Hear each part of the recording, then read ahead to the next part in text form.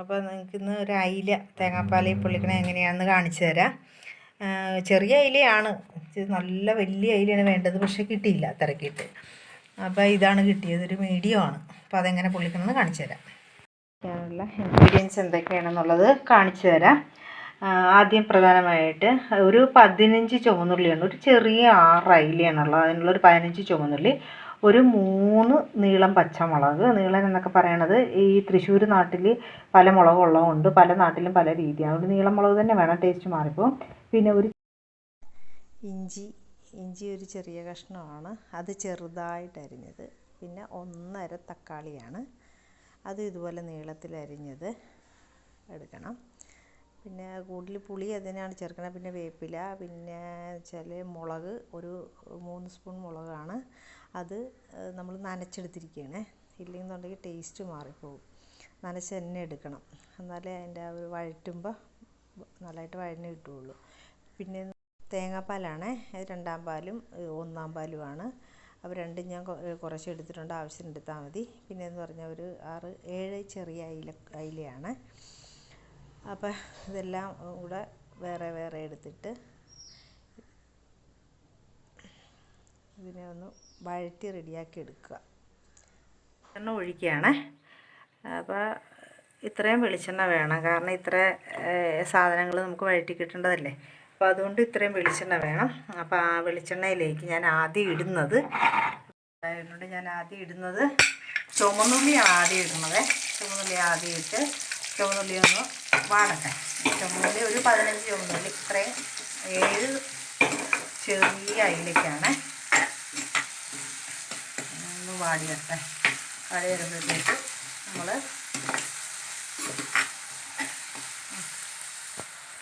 നമ്മളിനി അടുത്തത് ഇഞ്ചി ഇടിയാണ്. ഇഞ്ചി പച്ചമുളകും കൂടി ഇടിയാണ്. ഇഞ്ചിയും പച്ചമുളകും ഇട്ട് ഇഞ്ചിയുടെ ആ ഒരു പച്ചമണം ഒന്ന് മാറിയാൽ മതി, ഒത്തിരി ഇട്ട് വഴറ്റണമെന്നില്ല. ഒരു പച്ചമണം മാറുമ്പോഴത്തേക്ക് നമ്മളിടുന്നത് ഇതിനകത്തേക്ക് അടുത്തത് നമ്മുടെ മുളക്, നനച്ച് വെച്ചിരിക്കുന്ന മുളകാണ്. ഇങ്ങനെ തന്നെ ഇട്ടാലേ നല്ലതാകുള്ളൂ, അല്ലാതെ ഇട്ടാൽ നമ്മൾ ഉണക്കമുളക് വറുത്ത് വരുമ്പോഴത്തേക്ക് മറ്റ് മീൻകറിയുടെ ടേസ്റ്റ് ആയിപ്പോവും. അപ്പോൾ അതുകൊണ്ടാണ് ഇത് നനച്ചിടുന്നത്. അപ്പോൾ ഇങ്ങനെ നനച്ചിട്ടിട്ട് നമ്മൾ ഈ എണ്ണയ്ക്കകത്ത് തന്നെ ഇട്ട് ഇതിനെ നന്നായിട്ട് വഴറ്റിയെടുക്കണം. അപ്പോൾ ഇത് നന്നായിട്ട് വഴറ്റിയാലേ ആ ഒരു ടേസ്റ്റ് വരുള്ളൂ, അല്ലാതെ ഇല്ലെങ്കിൽ പച്ച മുളകിൻ്റെ കുത്തലുണ്ടാവും.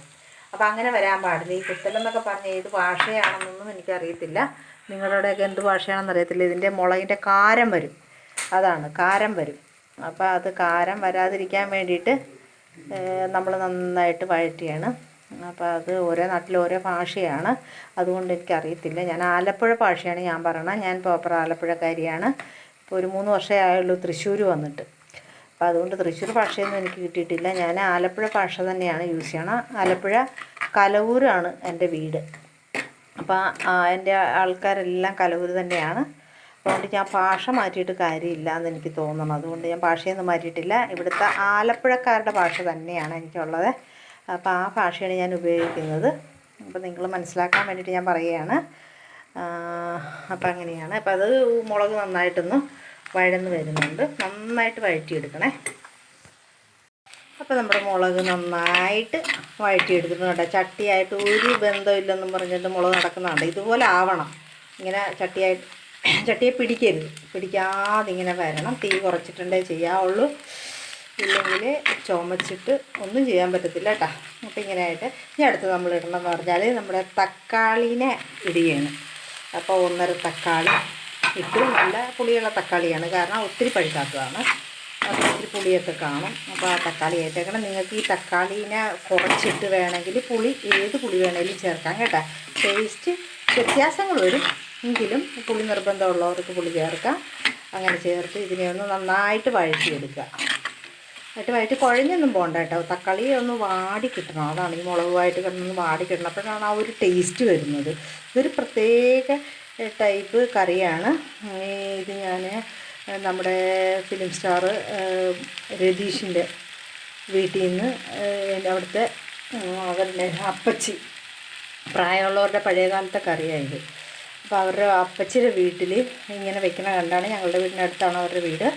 അപ്പോൾ അങ്ങനെ അപ്പച്ചി വെക്കണ കണ്ടാണ് എൻ്റെ ചെറുപ്പത്തിൽ ഞാൻ കണ്ടുപഠിച്ചൊരു കറിയാണ്. ഞാനതിപ്പോഴും ഇത് തന്നെ വെക്കുന്നത്. എല്ലാവർക്കും ഇഷ്ടപ്പെടും കേട്ടോ ഈ കറി. നല്ല കറിയാണ്, പഴയകാലത്ത് അമ്മച്ചിമാർ വെച്ച് കാണിച്ചിട്ടുള്ളതാണ്. അപ്പോൾ അവിടെ നമ്മൾ കരിമീനൊക്കെ പൊള്ളിക്കുന്നത് ഇങ്ങനെ തന്നെയാണ്. അപ്പോൾ കരിമീനും ഇങ്ങനെ തന്നെ പൊള്ളിക്കാൻ നമുക്ക് വേണമെങ്കിൽ ഒന്ന് വറുത്തെടുത്തിട്ട് കരിമീനൊക്കെ ഇടാൻ, പൊടിഞ്ഞു പോകാതിരിക്കാൻ വേണ്ടി. നമ്മളിപ്പോൾ കരിമീനല്ല അയിലയാണ്, അതുകൊണ്ട് നമ്മൾ വറുക്കുന്നില്ല. പക്ഷേ വെക്കുന്ന രീതി ഇങ്ങനെ തന്നെയാണ്. ആലപ്പുഴക്കാരുടെ കറി എന്ന് പറഞ്ഞാൽ ഞാൻ ഗൾഫിൽ പോയപ്പോഴത്തേക്ക് അവിടെ ചെന്നപ്പോൾ ദുബായിൽ ഒരു മോളിൽ ചെന്നപ്പോഴത്തേക്ക് നമ്മുടെ കുട്ടനാടൻ തട്ടുകടയെന്നും പറഞ്ഞിട്ടൊരു കടയുണ്ടായിരുന്നു. അപ്പോൾ അവിടെ ചെല്ലുമ്പോഴത്തേക്ക് ഞങ്ങളുടെ ആലപ്പുഴ രീതിയിലുള്ള ഫുഡുകളാണ് അവിടെ വെക്കുന്നതൊക്കെ. ഭയങ്കര തിക്കും തിരക്കും അവിടെ. മലയാളികളുടെയും എല്ലാ രാജ്യക്കാരും ഉണ്ട് അവിടെ. തിക്കും തിരക്കൊക്കെ ഞങ്ങൾ മുകളിൽ ചെന്നപ്പോഴത്തേക്ക്. അപ്പം അങ്ങനെ നമുക്കൊക്കെ എല്ലാവർക്കും ആലപ്പുഴക്കാരുടെ കറി ഇഷ്ടമാണ്. ഞാൻ പുറത്തൊക്കെ പോകുമ്പോഴത്തേക്ക് അവിടെയൊക്കെ ചെല്ലുമ്പോൾ ഞാൻ കറി വെക്കുമ്പോൾ എല്ലാവർക്കും കൊടുക്കാറുണ്ട്. അടുത്ത ഫ്ലാറ്റിലുള്ളവരൊക്കെ വന്ന് കറി വാങ്ങാറുണ്ട്. അപ്പോൾ പറയും ടേസ്റ്റ്, എൻ്റെ റെസിപ്പിയൊക്കെ ചോദിച്ച് വാങ്ങിയിട്ടുള്ളവരുണ്ട്. അവരൊക്കെ ഈ വീഡിയോ ആണെങ്കിൽ അവർക്ക് മനസ്സിലാവും. അപ്പോൾ അതുകൊണ്ട് ഞാൻ പറയണം, ഇത് നിങ്ങൾ വെച്ച് നോക്കണം, ആർക്കും ഇഷ്ടപ്പെടും. നല്ല ടേസ്റ്റാണ്, നല്ല ടേസ്റ്റുള്ള കറിയാണിത്. അപ്പോൾ അങ്ങനെയാണ്. അപ്പോൾ ഇത് കഴിയുമ്പോൾ നമ്മൾ ഒഴിക്കാൻ പോണത് ഇപ്പം രണ്ടാം പാലിനെ ഒഴിക്കും. രണ്ടാം പാൽ ഒഴിക്കുകയാണേ. രണ്ടാം പാൽ ആവശ്യത്തിന് ഒഴിച്ചാൽ മതി. ഞാൻ കാണിച്ചു തരാം എൻ്റെ പരുവം. അപ്പോൾ ഇതായി വരുമ്പോൾ നമുക്ക് ഇത് രണ്ടാം പാലാണ്. ഒത്തിരി ചാറായിട്ടുള്ള കറിയല്ല കേട്ടോ. നമ്മളിത് പൊള്ളിച്ചെന്നാണ് പറഞ്ഞത്, പാലിൽ പൊള്ളിച്ചത് അതാണ്. അപ്പോൾ ഇത് ഇത്രയും ചാറ് മതി. ഇപ്പം നമ്മൾ ഇത്രയും പാലൊഴിക്കണം നിർബന്ധമില്ല. ഞാൻ രണ്ടാം പാലെടുത്തപ്പോൾ ഇച്ചിരി കൂടിപ്പോയി. അപ്പോൾ അത് നമ്മൾ ഫ്രിഡ്ജിൽ വെച്ചാൽ നമുക്ക് വീണ്ടും ഉപയോഗിക്കാൻ പറ്റും. അങ്ങനെ ഇട്ട് ഇതിന് ശേഷം നമ്മൾ ഉപ്പിടും. ഉപ്പൊക്കെ ആവശ്യത്തിനാണ്, ഓരോരുത്തരുടെ അളവിനാണ്. ചിലപ്പോൾ ഉപ്പില്ലാതെ ഉണ്ടാക്കി കഴിക്കുന്നവരുമുണ്ട്. കാരണം ഇന്ന് എല്ലാവർക്കും പ്രഷറും ഷുഗറും ഒക്കെ ഗിഫ്റ്റായിട്ട് കിട്ടിയിട്ടുണ്ട്. അപ്പോൾ അതുകൊണ്ട് അത് ഉള്ളവർ ഉപ്പിടണ്ട, അത്രയേ ഉള്ളൂ. അപ്പോൾ ഇങ്ങനെ ആയിട്ട് ഇനിയിപ്പോൾ അതങ്ങോട്ട് തിളപ്പിക്കും. തിളച്ച് വരുമ്പം എനിക്കിപ്പോഴേ വായിൽ വെള്ളം ഓർന്ന് ഇതിട്ട് ഇത് കൂട്ടി ചോറ് കഴിക്കണ കാര്യം ഓർക്കുമ്പം അത്ര ടേസ്റ്റാണ്. നിങ്ങൾ ചെയ്ത് നോക്കണം. നിങ്ങൾ അവിടെയൊക്കെ ചെന്നാൽ ഈ ആലപ്പുഴയിലൊക്കെ ഉണ്ടല്ലോ, എവിടെ ചെന്നാലും മീൻ പൊള്ളിച്ചത് ചോദിക്കും. ഈ ഷാപ്പിലൊക്കെ ആണെങ്കിൽ തേങ്ങാപ്പാൽ ചേർക്കത്തില്ല, മുളക്. കാരണം അവർക്ക് എരിവ് വേണം, അതുകൊണ്ടാണ്. തേങ്ങാപ്പാൽ ചേർത്താൽ അതിൻ്റെ എരിവെല്ലാം നഷ്ടപ്പെട്ടു പോകും. അപ്പോൾ ഇങ്ങനെ തന്നെ ഉണ്ടാക്കിയ കറികൾ ഞാൻ പല ഹോട്ടലുകളിലും ഞാൻ ചെന്നപ്പോൾ കണ്ടിട്ടുണ്ട്. അപ്പോൾ ഞാൻ ഓർത്തു എല്ലാവർക്കും ഇഷ്ടമാണല്ലോ ഇത് എന്ന് ഞാൻ ഓർത്തു. അത്ര ഇഷ്ടമാണ്. ആലപ്പുഴക്കാരുടെ കറിയാണ്. നിങ്ങളൊന്ന് ടേസ്റ്റ് ചെയ്ത് നോക്കുക കേട്ടോ. ഇപ്പോൾ നമുക്ക് അയിലയിടാം. നേരെ തിളച്ച് തുടങ്ങിയിട്ടുണ്ടല്ലോ. അപ്പോൾ നമുക്ക് മീനെ ഇട്ട് കൊടുക്കാം. ഈ ചട്ടിക്കകത്ത് കൊള്ളുമോയെന്ന് എനിക്കറിയത്തില്ല. ഞാൻ ചെറിയ ചട്ടിയാണ് എടുത്തത്, എന്നാലും നമുക്ക് കൊള്ളിക്കാം. നമ്മൾ തീ കുറച്ചിട്ടിട്ട് വേണം ഇതൊക്കെ പെറുക്കിയിടാനായിട്ട്. എന്നിട്ട് നമ്മൾ അതിൻ്റെ ഗ്രേവീനെ കോരി എടുത്തിട്ട് ഇതിൻ്റെ പുറത്തൊക്കെ അങ്ങോട്ട് വെച്ച് കൊടുക്കും. ഇത് കണ്ടാലുണ്ടല്ലോ, ഇത് പൊള്ളിച്ച് വെച്ചേക്കണ പാത്രത്തിൽ വെച്ചേക്കണ കണ്ടാൽ മതി, നിങ്ങൾ വായി കൂടെ വെള്ളം ഓടും. അതാണ് ആലപ്പുഴക്കാരുടെ മീൻ പൊള്ളിച്ചതിൻ്റെ പ്രത്യേകത. അപ്പം അത് നിങ്ങളൊന്ന് ട്രൈ ചെയ്ത് നോക്കണം. ഇത് നിങ്ങൾ ട്രൈ ചെയ്ത് നോക്കിയിട്ട് നിങ്ങൾ കമൻറ്റ് ഇടണം കേട്ടോ. നിങ്ങളുടെ അഭിപ്രായങ്ങൾ നിങ്ങൾക്ക് എന്തും പറയാം. കുറ്റം ഉണ്ടെങ്കിലും പറയാം, നല്ലതുണ്ടെങ്കിലും പറയാം, എന്താണെങ്കിലും നിങ്ങൾക്ക് കമൻറ്റ് ഇടാം കേട്ടോ. നിങ്ങൾ കുറ്റങ്ങളുണ്ടെങ്കിൽ പറഞ്ഞാലേ എനിക്കത് തിരുത്താൻ പറ്റുള്ളൂ. എന്നോട് വാട്സപ്പിലൊക്കെ പരിചയമുള്ളവർ വാട്സപ്പിലൊക്കെ മെസ്സേജ് വിടുന്നുണ്ട്. അപ്പോൾ ആ കമൻറ്റ് നിങ്ങൾ കമൻറ്റ് ബോക്സിലേക്ക് ഇടുക. അപ്പോൾ എനിക്ക് പെട്ടെന്ന് നോക്കാൻ പറ്റും. നോക്കി എനിക്കതിന് മറ്റുള്ളവർക്കത് മനസ്സിലാകുകയും ചെയ്യും. അപ്പോൾ കണ്ടല്ലോ, ഞാനിപ്പോൾ എല്ലാത്തിനെയും അങ്ങോട്ട് അരപ്പിലങ്ങോട്ട് പെരട്ടി വെച്ചിട്ടുണ്ട്. അപ്പോൾ ഇത് തിളച്ച് കഴിയുമ്പോൾ നമ്മൾ ഇതിന് വേണ്ടുന്ന വേപ്പില ഇട്ട് കൊടുക്കും. അപ്പോൾ ഈ കറി നിങ്ങൾ കാണുമ്പോൾ തന്നെ നിങ്ങൾക്ക് മനസ്സിലാവുമല്ലോ അതിൻ്റെ ടേസ്റ്റ് എന്തായിരിക്കും എന്നുള്ളത്. അപ്പോൾ നിങ്ങൾക്ക് ഈ തക്കാളി ഓപ്ഷനാണ് കേട്ടോ. തക്കാളി ഇട്ട് വെക്കുന്ന ഇഷ്ടമില്ലാത്തവർക്ക് വേണമെങ്കിൽ കുടംപുളി ചേർക്കാം, ടേസ്റ്റ് മാറിപ്പോകും. വേറൊരു വശം അല്ലെന്നുണ്ടെങ്കിൽ നമ്മൾ പിഴിപുളി ഇടുക, വാളംപുളി ഇടുക. ഞങ്ങൾ വാളംപുളി എന്നാണ് പറയണത്. പിഴിപുളി, ചാണകപ്പുളി, ഇതെന്തും ഏത് ഭാഷയിലും വേണമെങ്കിലും നിങ്ങൾക്ക് അതിനെ മനസ്സിലാക്കാം.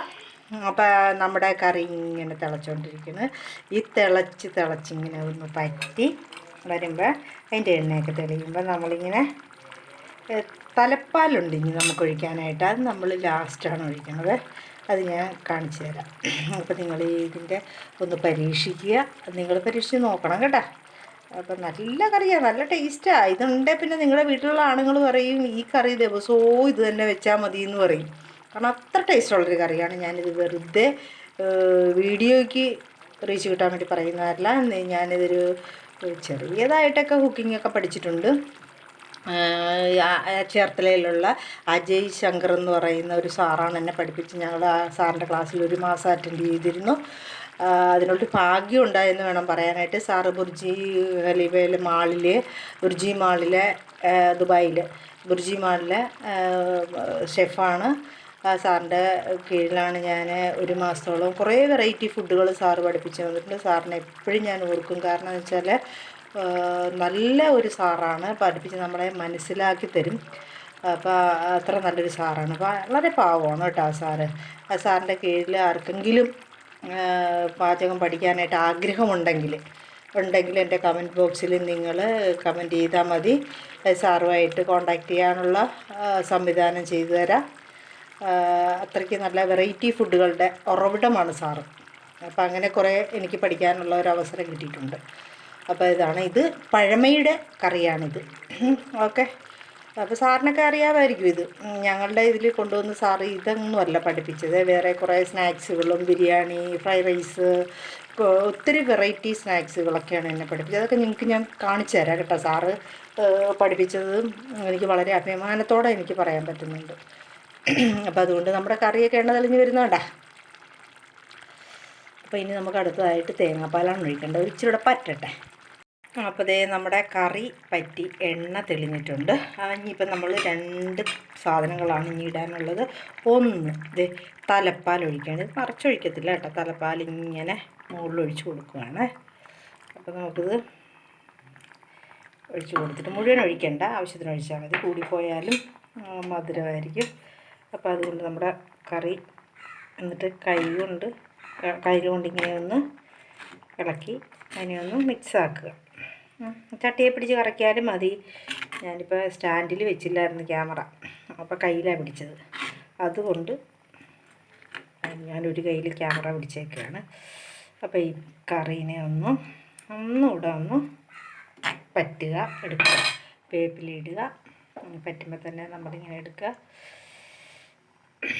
അപ്പോൾ നമ്മുടെ കറി നല്ലതായിട്ട് എണ്ണ തെളിഞ്ഞ് വരുമ്പോൾ നമ്മളിപ്പോൾ തന്നെ കറിയുടെ മണം ഉണ്ടല്ലോ, നല്ല മണം പുറത്തേക്ക് വരുന്നുണ്ട്. അപ്പോൾ പുറത്തുനിന്ന് ഞാൻ ഇച്ചിരി നേരം വീഡിയോ ഓഫ് ചെയ്ത സമയത്ത് പുറത്തുനിന്ന് കമൻറ്റ് വരുന്നുണ്ടായിരുന്നു. ഞങ്ങളുടെ അടുത്തൊക്കെ വീടുണ്ട്.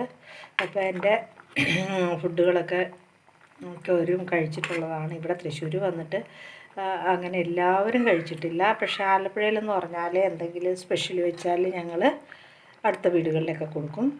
സ്പെഷ്യൽ നല്ല എന്ത് വെച്ചാലും വെറുതെ കുറേ പച്ചപ്പുല്ല് പറിച്ച് തോരൻ വെച്ചാലും അടുത്ത വീട്ടുകാർക്കൊക്കെ കൊടുക്കും. ഞങ്ങൾക്ക് അങ്ങനെ ശീലം എൻ്റെ അമ്മ തന്നിട്ടുള്ള ശീലമാണത്. അപ്പോൾ അത് ഞങ്ങളങ്ങനെ ചെയ്യും. എൻ്റെ ചേച്ചിയും അതുപോലെ തന്നെ ഫുഡിലൊട്ടും മോശമല്ല. പുള്ളിക്കാരിയും വെക്കുന്നതൊക്കെ ഇങ്ങനെ അടുത്ത വീട്ടുകാർക്കൊക്കെ കൊടുക്കും. എൻ്റെ അമ്മ മരിച്ചിട്ട് ഇപ്പോൾ 10-23 വർഷമായി. പക്ഷേ ഇന്നും അമ്മയുടെ കറിയുടെ രുചിയെക്കുറിച്ച് പറയാത്തവരില്ല. കാരണം അത്ര നല്ല ടേസ്റ്റുള്ള കറികളൊക്കെയാണ് അമ്മ വെച്ചുകൊണ്ടിരുന്നത്. ആ കൈപ്പുണ്യം ഞങ്ങളുടെ ഞങ്ങൾക്ക് 2 പേർക്കും കിട്ടിയിട്ടുണ്ട് എന്ന് ഞാൻ വിശ്വസിക്കുന്നു. പറയുന്നുണ്ട്, ആൾക്കാരുടെ അഭിപ്രായം കൊണ്ട് പറയുന്നതാണ്. അപ്പോൾ നമ്മുടെ കറിയൊക്കെ റെഡി ആയിട്ടുണ്ട്, ഇനി പറ്റിയിട്ടുണ്ട്. ഇനി നമുക്കിടേണ്ടതെന്ന് പറഞ്ഞാൽ നമ്മുടെ പ്രധാനപ്പെട്ട വേപ്പില, ഒരു 2 വേപ്പില എടുത്തിട്ട് ഇട്ട് കൊടുക്കുക. നമ്മുടെ കറി അപ്പോൾ റെഡി ആയിട്ടുണ്ട്. അപ്പോൾ ഇതുപോലെ നിങ്ങളും വെച്ച് നോക്കണം. നോക്കിയിട്ട് നിങ്ങൾ എൻ്റെ അഭിപ്രായങ്ങൾ കമൻറ്റ് ചെയ്യാൻ മറക്കരുത്. ഇതാണ് നമ്മുടെ അയില പൊള്ളിച്ചത്. ഓക്കെ.